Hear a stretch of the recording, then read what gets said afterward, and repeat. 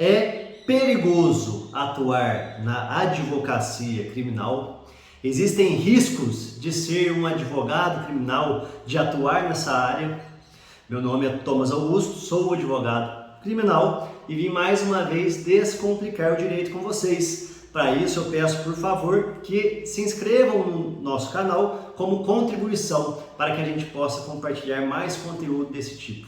E o conteúdo de hoje é um conteúdo de ordem prática. E a pergunta é: se existe risco, se é perigoso atuar na advocacia criminal?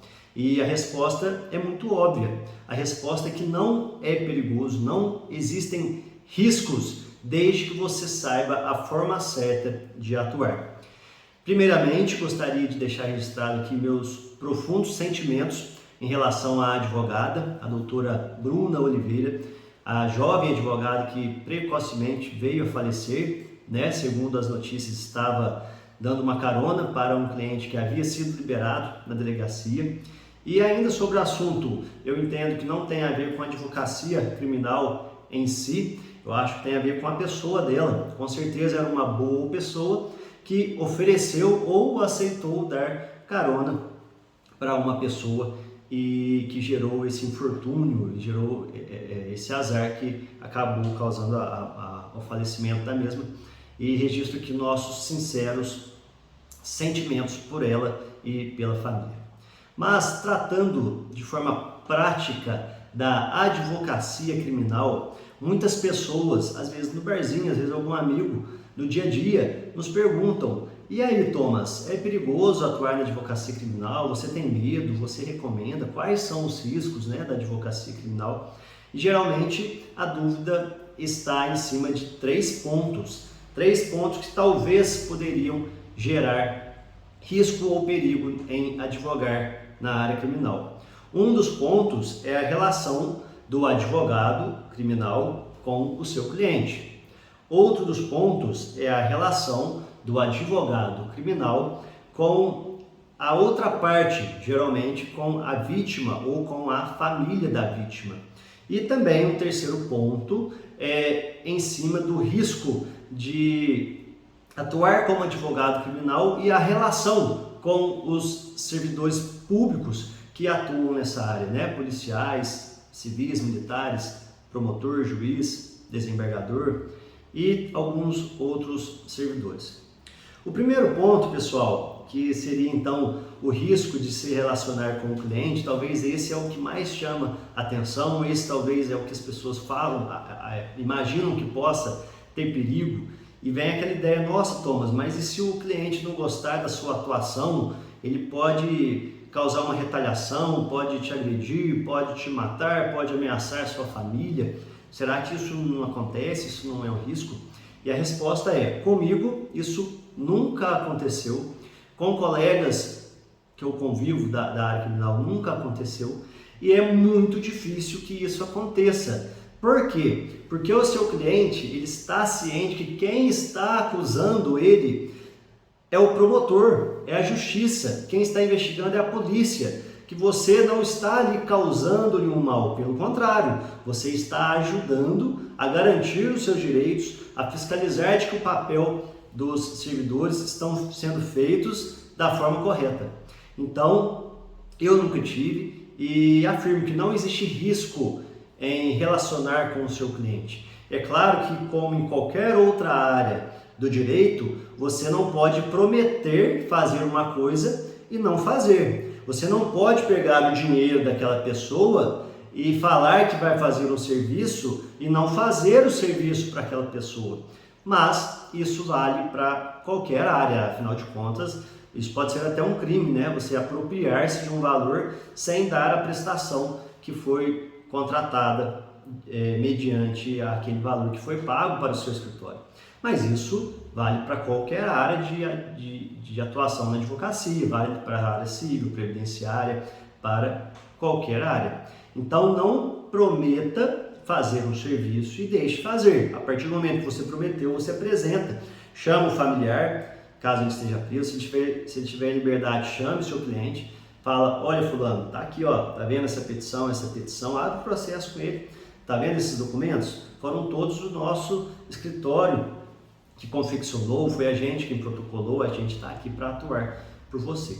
O resultado não cabe ao advogado. Tem advogado que fala, olha, eu soltei o fulano. Não, você fez o pedido. Quem eventualmente a gente pode afirmar que soltou foi o juiz. Então o advogado ele tem obrigação de meio e não obrigação de fim. Nós temos obrigação de fazer o melhor pelo nosso cliente e não de dar o resultado. Então deixe sempre claro isso para o seu cliente, nunca prometa. Fala, olha, pode me pagar aqui o valor que eu prometo que eu vou te soltar. Isso não tem jeito. Inclusive eles perguntam, é normal, doutor, mas é certeza que meu marido vai ser solto? Eu falo, olha, isso infelizmente, se depender de nós, sim, mas infelizmente isso depende da decisão do juiz. Então, em relação com o seu cliente, não existe problema. Em relação com a vítima ou a família da vítima, isso sim, nunca vi alguém ter problema. Algumas vezes podem existir algumas poucas exceções que a gente vê até no noticiário, mas isso pode acontecer até mesmo no cível. E na verdade é mais comum que aconteça no cível, porque geralmente os crimes, no final posso falar sobre homicídio, mas outros crimes, geralmente é um crime que o seu cliente, se ele praticou, ele pode ter causado um prejuízo para outra pessoa. Pode ter roubado uma televisão, pode ter roubado um carro, pode ter quebrado a casa da outra pessoa. E a outra pessoa pode ter raiva sim, mas vai ter raiva do seu cliente. Agora no cível, eu já vi acontecer casos muito mais graves, porque muitas das vezes a gente na área civil pode estar discutindo, por exemplo, um inventário, pode estar discutindo uma questão empresarial, uma discussão de 500 mil, de 1 milhão, 2 milhões, 10 milhões, e isso também pode gerar raiva na parte contrária. Até por isso que existe um detalhe muito importante aqui do nosso escritório, uma filosofia nossa. Nós tratamos com muita igualdade o nosso cliente, e é por isso que muitas vezes a gente cria uma autoridade, no bom sentido, com o cliente. Ele fala, nossa, o advogado me trata com igualdade. Às vezes aquele cliente está acostumado a vida toda a ser tratado de uma forma negativa, ser visto de uma forma negativa, mas por que não? Se ele está aqui na minha sala, a secretária não veio, eu falo, olha fulano, espera um minutinho, vou fazer um café pra gente. Ô Thomas, não preocupa não, imagina, faço questão, vou lá, passo um café pra gente, da mesma forma que eu faria para um amigo se ele estivesse aqui. Então você cria uma autoridade alguns casos, alguém pode falar até uma amizade, mas acho que não precisa chegar nesse ponto, não precisa ser uma amizade, pode ser sim uma relação de respeito com o seu cliente. A mesma coisa com a parte contrária. Tem muito advogado que chega com o cara fechado, nem olha para a parte contrária. Por que não ser respeitoso, cumprimentar na mão, desejar um bom dia no início, no final daquela audiência, né? Por que não tratar com respeito? Tanto que existem muitos casos até curiosos de que a parte contrária, depois em outro processo, nos procura para advogar em alguma ação específica. A gente tem um caso de um júri em que a gente fez a defesa, em que a vítima tinha, a vítima supostamente tomou um tiro no rosto, que teria disparado do cliente que a gente estava defendendo. Em todo o processo a gente tratou aquela vítima com muito respeito, e depois ele virou cliente, a família dele virou nosso cliente, porque ele viu que eu estava ali para defender o direito e não para defender o crime em si. Então esse segundo risco de relação com a parte contrária, esse é um risco que eu também digo que não existe, desde que você faça um trabalho sempre com respeito, com dignidade. E por fim, um risco que muitas pessoas nem prestam atenção logo de cara, mas eu acho que é um dos maiores riscos, e existe um risco sim, porém tem como a gente extinguir esse risco, que é o risco na relação com os servidores públicos, com o policial militar que fez a prisão, com o policial civil que fez o flagrante, que fez a investigação, com o promotor que faz a acusação do seu cliente, com o juiz que vai julgar o seu cliente. Por que existe um risco?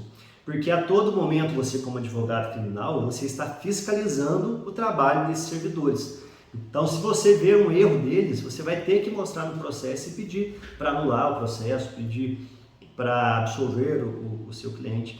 E isso gera uma defesa automática pode acontecer dos servidores sem perceber, eles gerarem essa defesa automática e, portanto, não se iluda. Se você está entrando na área criminal, às vezes aquele policial, aquele servidor que está te tratando com muito respeito, e acho que é assim que tem que ser, né, da nossa parte, da parte deles, mas não significa que se ele interpretar de uma forma ambígua algum ato praticado por você, que na primeira oportunidade ele não vai levar essa informação para um inquérito, que talvez ele não vai te prender em flagrante. Eu, inclusive, já corri o risco.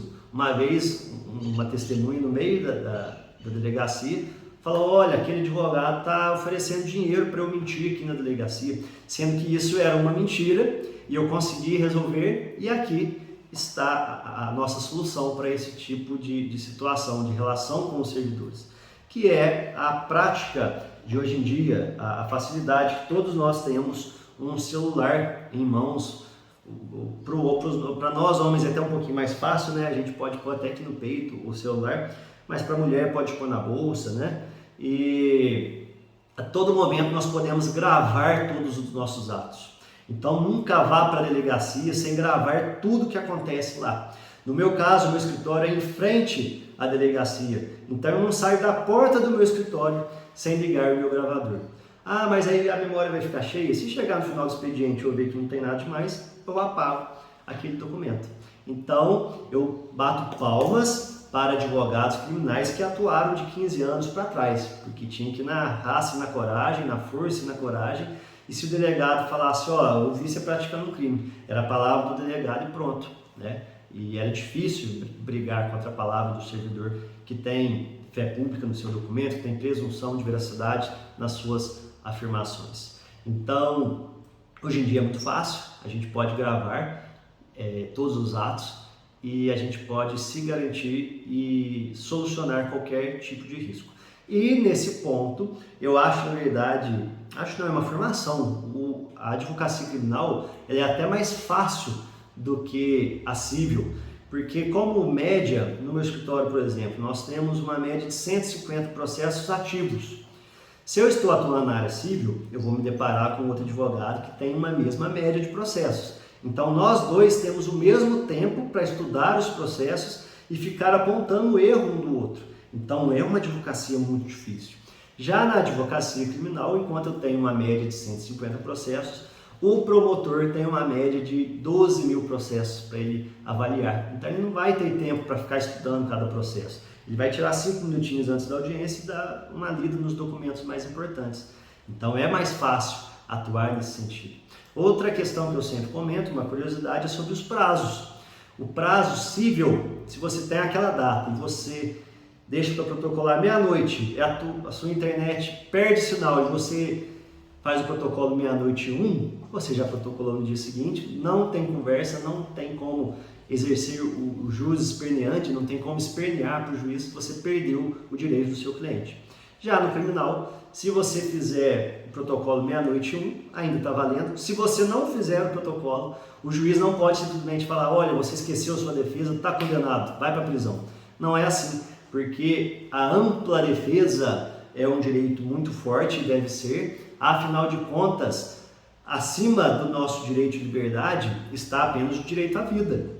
E abaixo do direito à vida vem logo o direito da liberdade. Então, a ampla defesa e o contraditório ela tem que ser preservada. Então, até mesmo a questão de prazo é mais tranquila. É claro que um bom advogado deve cumprir todos os seus prazos, mas se algum dia tiver alguma falha humana, você vai poder consertar. É por isso que eu recomendo as pessoas atuarem na advocacia criminal. É por isso que eu convido as pessoas para vir para a advocacia criminal. Afinal de contas, advogado não é concorrente, somos todos colegas da mesma profissão, todos nós estamos pela luta da justiça e podem ter certeza que o mercado é muito amplo e existe espaço para todos, é por isso que todos nós devemos nos unir. Então, venha para a advocacia criminal. Se tiver dúvida de alguma informação que eu tratei aqui, coloca aí no comentário. Se tem algum risco que eu deixei de tratar, coloca aí no comentário,